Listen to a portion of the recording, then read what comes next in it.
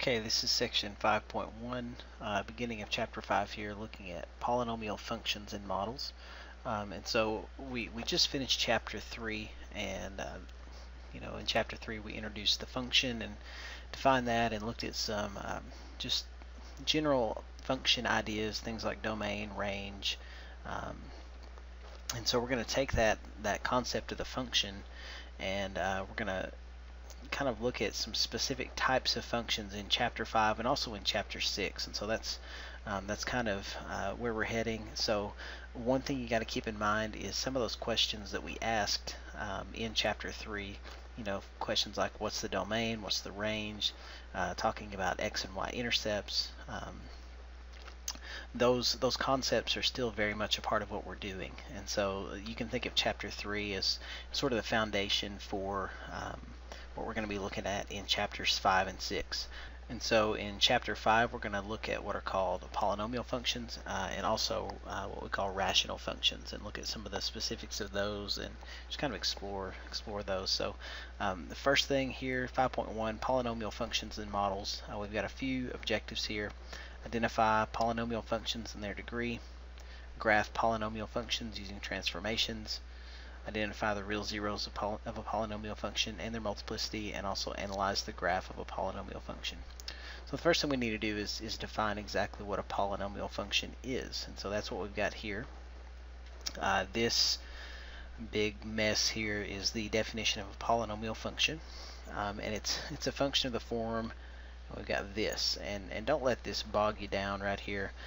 All this is, what you need to get from this is we've got a sub n x to the n, a sub n minus 1 x to the n minus 1, and then we've got a bunch more terms like that all the way down to an a1 term, a1x, and a0. And really all these different terms in this function are they're just different powers of x. So all these terms are different powers of x, and it says that all these a's, a sub n minus 1, are real numbers, and n is a non-negative integer. And so what all that amounts to is, think of a polynomial. If you have x squared plus 2x plus 6, each of these terms is an x term, different powers of x, x squared, 2x, 6. That would be a polynomial function. If we have another function that's 0.5 x to the 6th plus x to the 4th, let's do minus x squared plus 7. That's a polynomial function. Each one of these terms is a different power of x. What we need to keep in mind is these powers of x are always whole numbers. 0, 1, 2, 3, 4, 5, no decimals, no fractions, no negative values. And so that's what this means when we say n is a non-negative integer. Okay, so that's a polynomial function. And when we talk about the degree of the polynomial, that's really pretty simple. It's just whatever the highest power of x is. So for this polynomial right here, the highest power of x was x squared. That means my degree is 2, or we could say it's a second degree. Here this is a 6th degree polynomial. So whatever that highest power of x is, that exponent there, is the degree of the polynomial. The only polynomial that we don't talk about degree is the 0 polynomial. F of x equals 0 is a polynomial function. You can think of that as being like 0x to the 0 power. This is the same as 0 times 1, which is 0. Okay, that has no degree. Okay, so let's look at some examples of some polynomial functions and just kind of make sure we got a good grasp on that. It says determine which of these are polynomial functions. The ones that are, state the degree. Those that are not, tell why not.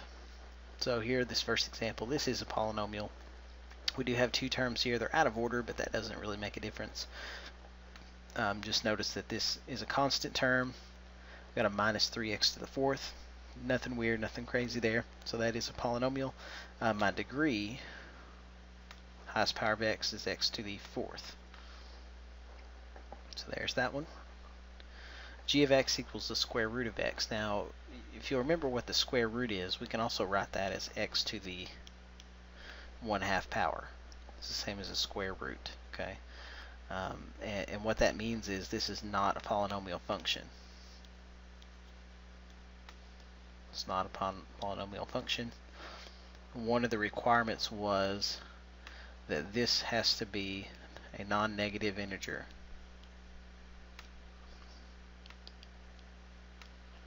1/2 is not an integer. Okay, that's a rational number. So 1/2, since it's not an integer, has a decimal part, that's not a polynomial function.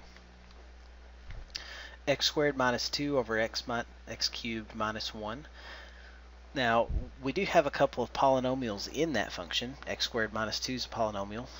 X cubed minus 1 is a polynomial. But when we divide like that, when we divide two polynomials, that actually ends up not being a polynomial function. And so this is not a polynomial function. And the problem is x cubed minus 1 in the denominator. If we have, I can't spell,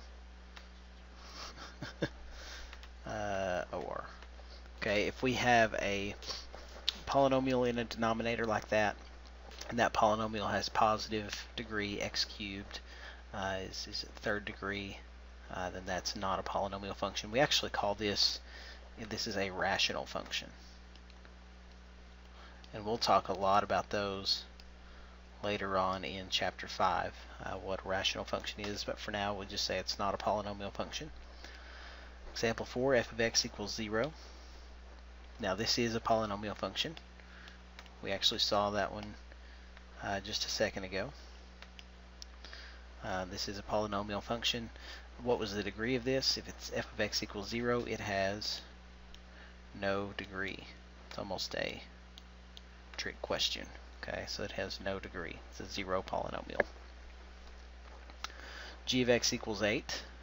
Again, just a constant term. That is a polynomial. Okay, it is a polynomial function. What's the degree of that one? Okay, it's not a 0, it's an 8. So this is a little tricky. Here the degree is 0.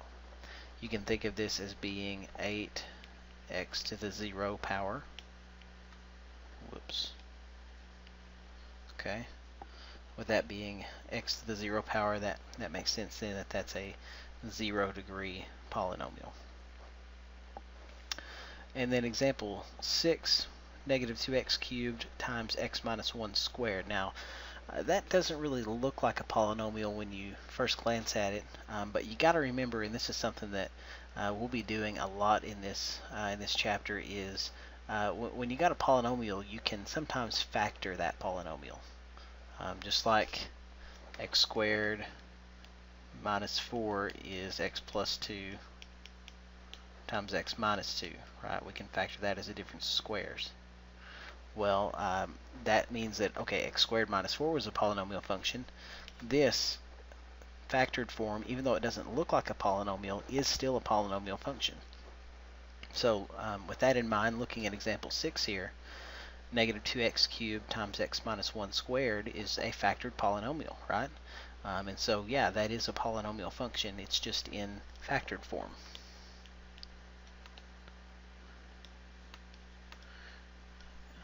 Okay, and we can convince ourselves a little bit more if we actually work this out.